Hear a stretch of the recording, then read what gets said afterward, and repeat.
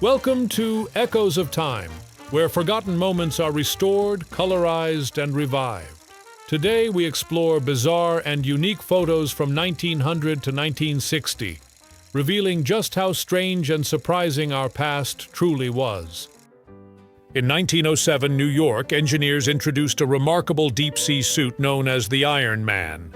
Built from heavy metal plates and equipped with early electric charging and pressure-resistant systems, it was far ahead of its time.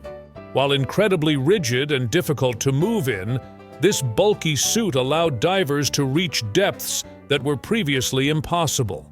It marked a bold leap toward modern underwater exploration and showed how early inventors weren't afraid to experiment, even with designs that looked more like armor than diving gear. In 1919, French pilot Charles Godefroy performed one of the most daring stunts in aviation history. To honor fallen airmen after World War I, he chose to fly his biplane straight through the Arc de Triomphe in Paris, a monument never meant for aircraft. The opening stood 29.4 meters high and 14.6 meters wide, while his aircraft had a 9-meter wingspan, leaving only a narrow margin for error. With incredible precision, Godefroy passed cleanly through the arch, stunning onlookers and securing his place in aviation legend. It remains one of the boldest low-altitude flights ever attempted. In 1935, a visitor holding a small candle wandered through the eerie catacombs beneath Paris, smiling as she stood before a towering wall of carefully arranged skulls.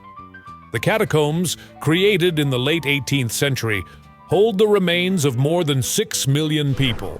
Originally designed to solve overcrowded cemeteries, they became one of the most haunting underground ossuaries in the world. For many early visitors, like the woman in this photo, the catacombs were not just a place of death, but a strange mix of curiosity, history, and dark fascination, offering a glimpse into Paris's hidden past. In 1932, actor Johnny Eck posed for a promotional photo for the cult classic film Freaks. Born with an underdeveloped lower torso, Eck became known for his incredible stage presence, physical skill, and confident personality. Rather than hiding from the world, he turned his uniqueness into strength, performing as an illusionist, acrobat, painter, and actor. His role in Freaks remains one of the most memorable parts of the film, and his career challenged early Hollywood perceptions of what a performer could be. Johnny Eck is now remembered not for his condition, but for his talent, charisma, and unmistakable screen presence. In 1921, a blind veteran of World War I stood at the altar, beginning a new life after years marked by conflict and loss.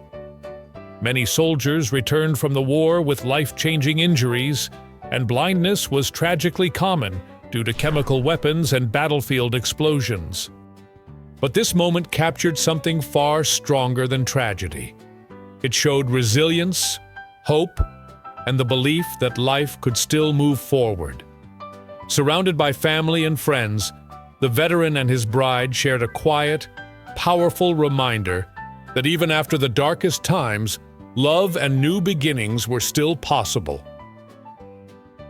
In 1941, a performer known as a telepath attempted to hypnotize a chimpanzee in front of researchers and curious onlookers.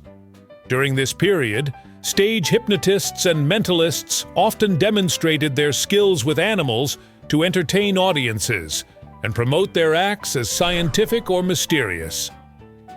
While the chimpanzee wasn't truly being hypnotized, the scene captured the era's fascination with psychology, suggestion, and the boundaries between science and spectacle. Photographs like this show how the early 20th century blended experimentation with showmanship, often blurring the line between research and performance. In 1945, Soviet cryptographer Igor Guzenko became a key figure in the early Cold War after defecting from the Soviet embassy in Ottawa. He carried more than 100 classified documents revealing an extensive Soviet spy network operating throughout North America and beyond. In this photograph, Guzenko hides his face during an interview with Sol Pet of the Associated Press, a precaution he took for years to protect himself and his family from Soviet retaliation. His revelations shocked Western governments and forced them to confront the growing reality of post-war espionage. Many historians consider Guzenko's defection the moment the Cold War truly began. In 1927, 6-month-old Marcia Pinkenfield won an unusual nationwide competition that crowned her the most beautiful child in America. During the 1920s, baby contests were wildly popular, often sponsored by newspapers, women's clubs, or early advertisers, eager to promote ideals of health and beauty. Marcia's big eyes, calm expression, and photogenic charm helped her stand out among thousands of entries. Though these contests might seem strange today, they reflected the era's fascination with infant perfection and the growing influence of photography in shaping public opinion. For a brief moment, baby Marcia became a tiny national celebrity, celebrated as the ideal child of her time. On February 14, 1956, photographer Henk Blansjaar captured a rare glimpse inside the Sint Willebroordus mental hospital in the Netherlands. The image shows patients taking part in simple physical exercises, a common therapeutic practice at the time. In the mid-20th century, many hospitals believed movement, routine, and structured activities could help improve emotional stability and overall well-being. Though mental health care was far more limited than today, these sessions reflected an effort to bring patients sunlight, fresh air, and moments of normalcy within institutional walls.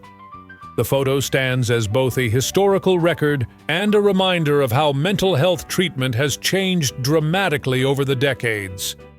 In 1925 Berlin, Dr. Heinz performed a strange medical experiment, injecting patients with fluids taken from a live hair. The treatment was combined with ultraviolet radiation and daily exercises, which he believed would cause rejuvenation. At the time, daring and controversial methods were common in the search for vitality, even without scientific support.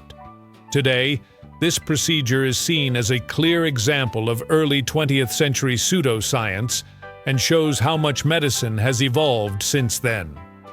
Thank you for watching another journey into forgotten history. If you enjoyed these restored moments, don't forget to like, subscribe, and share.